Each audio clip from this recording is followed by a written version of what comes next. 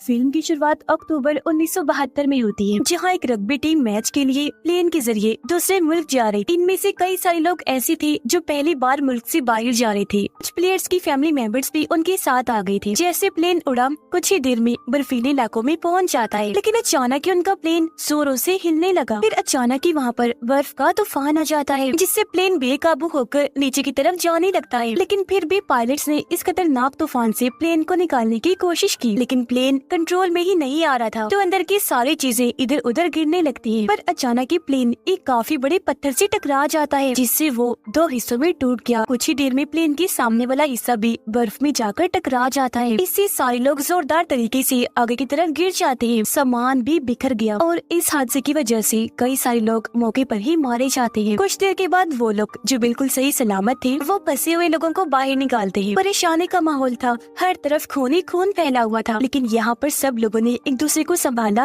हिम्मत दी। अब दो लड़के कैबिन खोलकर पायलट के पास जाते हैं, जिसकी भी हालत बहुत खराब थी, और अगले ही पल वो भी दम तोड़ देता है। देखते ही देखते रात हो गई। टेम्परेचर भी तेजी से गिरने लगता है, क्योंकि ठंड से उनका बुरा हाल हो रहा था। इसलिए वो प्लेन के बड़े से छेद को सामान और लाशों से ढक देते हैं। सर्दी से बचने के लिए अंदर जाकर छुप गए। सभी लोग इस हादसे की वजह से काफी दुखी, गहरे सदमे में थे। कुछ तो डर की वजह से चिल्ला भी रहे थे। तब बाकियों ने जैसे तैसे उनको सहारा दिया। अगली सुबह जब ये उठी तो देखा कि 4-5 और लोग ठंड की वजह से मारे गए। अब तक तूफान भी थम चुका था, इसलिए वो लोग बाहर आ गए, लेकिन दूर दूर तक ने बर्फ के अलावा और कुछ दिखाई नहीं दे रहा था। साथ ही ये जगह काफी नीचे को भी थी, और वो नहीं जानती थी कि पता नहीं हम कब तक यहाँ फंसे रहे। तो जिंदा रहने के लिए वो इंतजाम करने लगे। उन्होंने सारे बैग्स और सामान को चेक किया, खाने पीने और जरूरत का सामान वहाँ से इकट्ठा कर लिया। अपना सारा काम खत्म करने के बाद वो एक जगह पर बैठ जाते हैं। उन्हें खाना दिया गया, जो वो खाते तो है, लेकिन साथ में ये सोचकर परेशान हो रही थी कि हमारे पास थोड़ा सा खाना है, जो न जाने हमें कब तक चलाना होगा। अब अचानक वहाँ से एक प्लेन गुजरने लगता है। इन लोगों में एक उम्मीद उठी, इसलिए वो जोर जोर से चिल्लाने लगते हैं ताकि प्लेन इनकी आवाज सुनकर रुक जाए। लेकिन इसका कोई फायदा नहीं हुआ, क्योंकि प्लेन काफी दूर था, तो वो ऐसे वहाँ से चला गया। अब तीसरे दिन एक लड़के नैंडो को होश आ गई। नैंडो की हालत बहुत खराब थी, चेहरा भी बिगड़ गया था, लेकिन फिर भी जैसी तैसी वो रेंगती हुई अपनी बहन के पास चला जाता है। बहन की हालत भी बेहद खराब थी। जब नैंडो उससे अपने मॉम डैड के बारे में पूछता है, तो उससे पता चला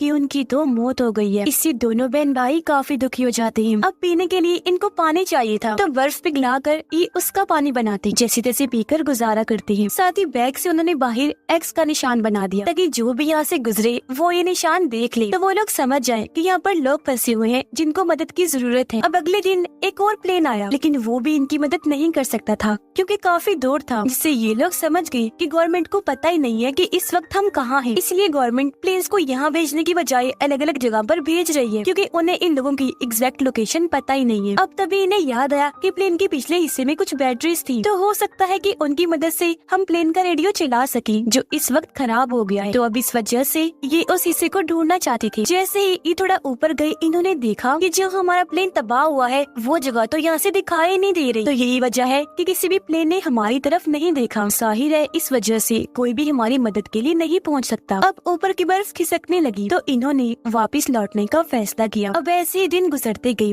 और एक हफ्ते के बाद इनका सारा खाना खत्म हो जाता है। अब इस इलाके में न तो जानवर थे और न ही कोई पेड़ पौधे जिनको खाकर वो गुजारा कर सकते, इसीलिए पत्थरों पर जमी हुई काई ही खाकर गुजारा करती है। लेकिन उसका जायका भी बहुत कड़वा था। भूख से तंग आकर नैंडो कहता है कि अगर मुझे लाशों का मांस भी खाना पड़ा तो मैं वो भी खा जाऊंगा। उसकी इस बात पर कुछ लोग राजी हो गए, जबकि कुछ लोगों की इस बात को लेकर आपस में बहस छिड़ गई। टाइम के साथ साथ उनकी भूख इतनी बढ़ गई कि वो अपने जूते, उसके लेसेस, यहाँ तक कि सिगरेट्स भी खाने लगती है। अब अगली सुबह जैसे हुई, नैंडो देखता है कि उसकी बहन ने भी दम तोड़ दिया। वो बहुत दुखी था कि मॉम डैड के बाद आज मेरी बहन भी चल बसी। ये देखकर एक लड़का काफी दुखी हो गया। वो अपने मॉम डैड के लिए खत लिखता है।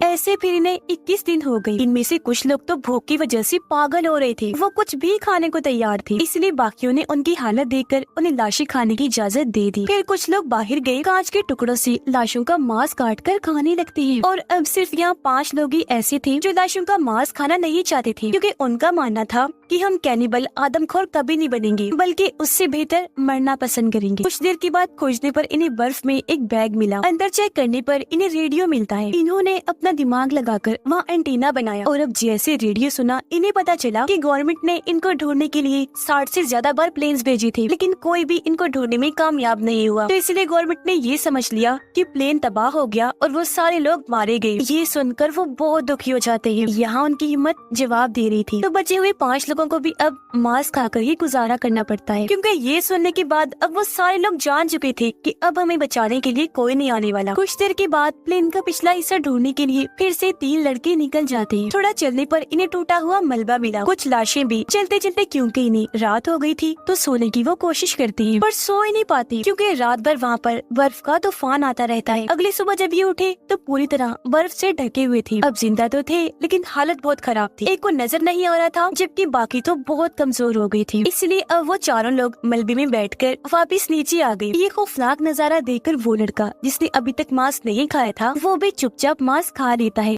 मुसलसल तूफान भी आ रही थी, लेकिन ये लोग प्लेन के अंदर बैठकर एक दूसरे से बातें करने लगते हैं ताकि अच्छा वक्त गुजार सके। लेकिन उनकी बातों के दौरान ही वहाँ बर्फ का जोरदार तूफान आ गया। बहुत सारी बर्फ इनके प्लेन के अंदर घुस गई। पूरा प्लेन ही बर्फ से ढक जाता है। अब बाहर वाले लोग बर्फ खोदकर अपने साथियों को नीचे से निकालने लगते हैं। कुछ ही देर में सारे लोग ऊपर आ गए, लेकिन एक औरत बेचारी जो काफी नीचे दबी हुई थी वो वहीं पर ही मारी जाती है। और अभी लोग खतरनाक आवाज सुनते हैं, समझ गए कि एक बार फिर बर्फ का जोरदार तूफान आने वाला है। और अब देखते ही देखते एक बार फिर भयंकर तूफान इन्हें अपनी लपेट में ले लेता है। इस बार भी कई सारे लोग बर्फ में दबकर मारे जाते हैं। एक लड़के जिसका नाम नूमा था उसे बहुत गुस्सा आने लगता है। कंट्रोल से बाहर होकर वो प्लेन की खिड़कियां तोड़ने लगता है, जिससे फायदा तो कुछ हासिल नहीं हुआ, लेकिन कांच का एक टुकड़ा उसके पैर में और टांग में घुस जाता है। लेकिन फिर भी वो रुका नहीं, उसने हिम्मत नहीं हारी, ऐसे बर्फ को तोड़ता रहा। फिर 20वें दिन उन्होंने वहाँ पर एक छेद बना लिया जिसके जरिए बचे हुए लोग बाहर आ जाते। बाहर आने के बाद वो एक दूसरे से मिले इस खुशी में कि चलो शुक्र है हम बच गए। नोमा देखता है कि मेरे पैर पर जहाँ कट लगा था वहाँ मुझे दर्द नहीं हो रही, क्योंकि सर्दी से उसका पैर पूरी तरह सुन्न हो गया था। धीरे धीरे मौसम बदला और ये लोग पूरे प्लेन पर से बर्फ हटाने में कामयाब रहे। अब एक बार फिर ये कुछ लोगों को मदद के लिए भेजने का फैसला करते हैं, लेकिन वो लोग जो पहले पहाड़ पर गए थे उनमें से कुछ लोगों की अभी भी बहुत हालत खराब थी। एक साथी के फेफड़ों में पानी भर गया, उसे सांस लेने में मसला हो रहा था, तो सबने मिलकर उसे CPR दिया, मतलब उसे सांस देने की कोशिश की, पर कोई फायदा नहीं होता, जिससे हुआ ये कि उसकी भी मौत हो जाती है। और जो खत उसने अपने मॉम डैड के लिए लिखा था उसे भी संभाल कर रख लिया। 36वें दिन जैसे मौसम खुला, नोमा और उसके साथी ढेर सारे कपड़े पहनकर मदद के लिए वहाँ से निकल जाते हैं, लेकिन बीच रास्ते में ही नोमा गिर जाता है क्योंकि उसके पैर में बहुत दर्द हो रही थी। बाकियों ने जब जाकर चेक किया तो उन्होंने देखा कि उसके पैर का जख्म काफी गहरा हो गया है, इसलिए उन्होंने नोमा को वापस ले जाने का फैसला किया, पर उसने जवाब दिया कि नहीं दोस्तों, तुम लोग आगे बढ़ो, मैं खुद वापस चला जाऊंगा। वो बेचारा जैसे तैसे वापस आ तो गया, लेकिन उसकी हालत इतनी खराब थी, वो इतना थक गया था कि आते ही बेहोश हो जाता है। जबकि वो लोग जो मदद के लिए आगे बढ़ रहे थे वो ये देखकर काफी खुश हो जाते हैं कि हमारे सामने प्लेन का पिछला हिस्सा पड़ा हुआ है जो आखिर अब उन्होंने ढूंढ लिया था। प्लेन का वो हिस्सा देखते ही उन्होंने यहाँ पर अपने बाकी साथियों को भी बुला लिया। यहाँ पर जो सामान था वो सारा उन्होंने इकट्ठा कर लिया। सामान में बहुत सारे साफ कपड़े, खाने का सामान और बहुत सारी चॉकलेट्स थी। इन्हें यहाँ पर वो बैटरीज भी मिल जाती है जिन्हें प्लेन में डालकर ये रेडियो के जरिए सिग्नल भेजने की कोशिश करते हैं, लेकिन आगे से कोई जवाब नहीं आया क्योंकि रेडियो खराब था, जिससे ये लोग सही समझ रहे। लेकिन जब इनको एहसास हुआ कि रेडियो खराब है तो थक हार कर ये वहीं बैठ जाते हैं। नोमा का जख्म भी दिन ब दिन बढ़ता जा रहा था जो उसके पूरे जिस्म पर ही फैल गया था। अब नोमा अपनी हालत देखकर समझ गया था कि मेरे पास ज्यादा टाइम नहीं है, जल्द ही मैं मर जाऊंगा, इसीलिए उसने खाना पीना बंद कर दिया ताकि मेरे हिस्से का खाना मेरे साथी खाकर जिंदा रह सके।